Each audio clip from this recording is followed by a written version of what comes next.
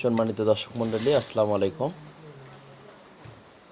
সবাইকে শুভরাত্রি। আমি একটা জিনিস আপনাদের সাথে শেয়ার করতে চাই। আমাদের স্বাধীনতা ৩০ লক্ষ শহীদের রক্তের বিনিময়ে ২ লক্ষ মা বোনের সম্ভ্রমের বিনিময়ে অর্জিত স্বাধীনতা। আমরা কখনোই এই স্বাধীনতাকে বিফলে যেতে দেব না।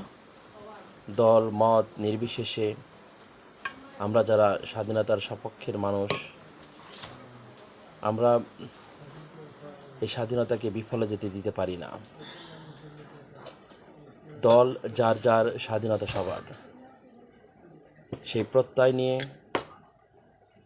আমরা আগামী দিনের